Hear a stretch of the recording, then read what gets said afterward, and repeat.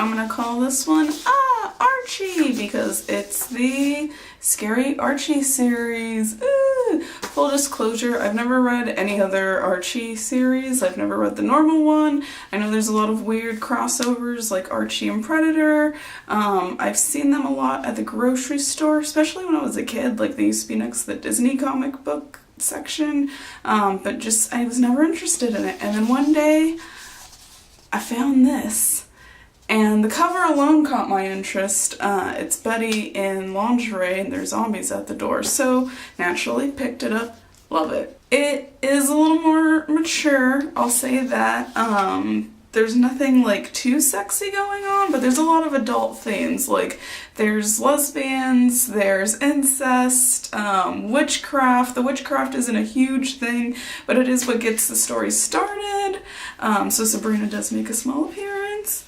And the art is like proper creepy. It's Franco Villa. He always has like these great like vintage horror like posters and like does a really good job of like these creepy zombie panels. I love it!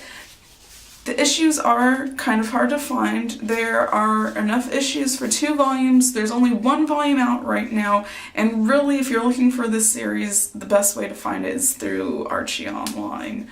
You could probably find it at conventions, but they might be a little bit more expensive. It's not really like the show. This focuses more on the horror, more on the zombies. You get a little bit of like Riverdale history, but it's more focused on the event and not so much of the world of Archie. The second one they did in the Scary Archie universe was the Sabrina series. I'm really bummed that I missed the issues on this one. This is a really beautiful book. This is probably my favorite artwork out of the 4 that they have right now. It's kind of a history on Sabrina, but it's from a third-person narrative, so you don't really read through her voice. It's kind of just somebody like giving you the story of what happened to her and her aunts, and it deals kind of more with her father and her mom, which is really interesting. There is the show on Netflix. The Netflix show doesn't get into it as much as this does, and if you're expecting like the cutesy, the teen, like I'm gonna win this, I'm gonna beat this kind of girl power, this isn't this book. But with really cool like references to like other media and like other authors and just a bunch of little surprises that I wasn't really expecting. It's definitely my favorite of the 4 though. So the next one that they did was Jug Head, The Hunger, in which Jug Head is a werewolf and goes on a rampage. And the cool thing about this one is there's actually 2 number 1s. Oh, crazy. So what happened was they did this one-shot, and I really liked the one-shot. It was a full, complete, no loose ends, no open questions, you know. They left it a little open, but it wasn't so open where I had any worries or concern. Like, it was more, they left it more like floating. Didn't really seem like they needed to finish anything or do a second series, but I guess it did so well that they did. And it's on, I believe, number 12 right now. It's doing fairly well. This is probably my least favorite though, out of the 4. Only because this one touches up more on the Riverdale history. This one goes into like family trees and there's cousins popping up and, you know, all of a sudden so-and-so is a werewolf hunter and they've been doing this for decades, and it's almost too much for me. It's a little ridiculous. It's a little more animated, but it feels like Jug Head because of it. Like, it's got a definite Jug Head vibe. There's a point where he runs away to the circus because he's a werewolf. A little silly, a little ridiculous, still a little violent, still a little gory, not as grotesque as the art in the Archie or the Sabrina series. Like, it's definitely, I would say, a little bit safer.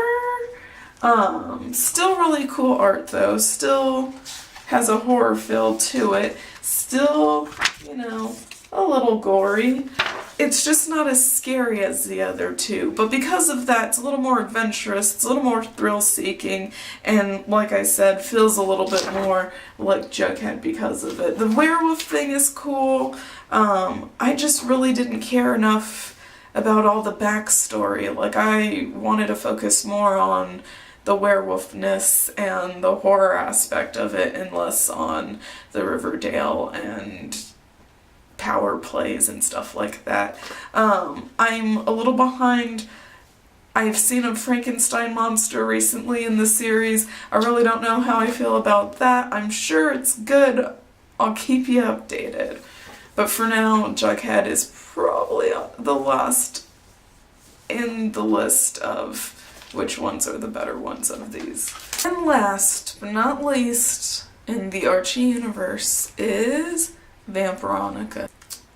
A+ on naming this one. I think you nailed it.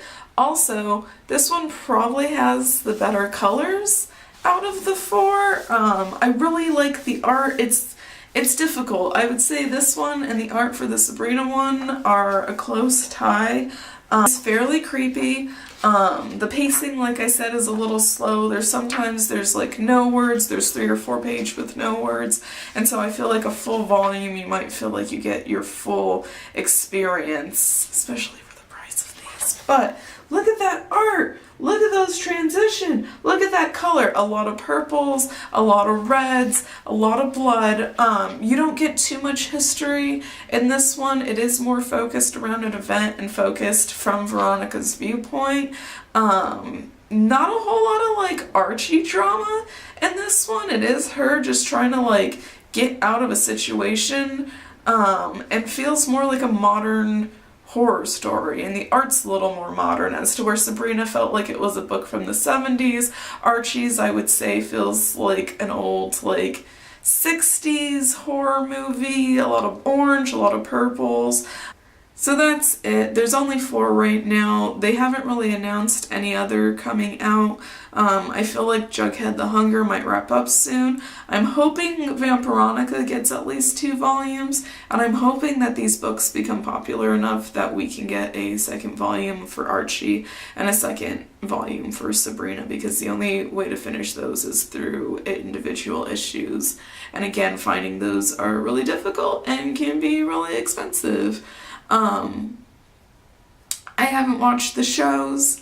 I'm not really interested in watching the shows. I can say that the shows and the comic books are very different, and I personally prefer the comic books. If you don't like the shows because you feel like they're immature, try the books, because the books, the artwork, the settings, the material that it covers is just a little more grown up than the Netflix shows, and I enjoy them more than the Netflix shows, so try it out. Let me know.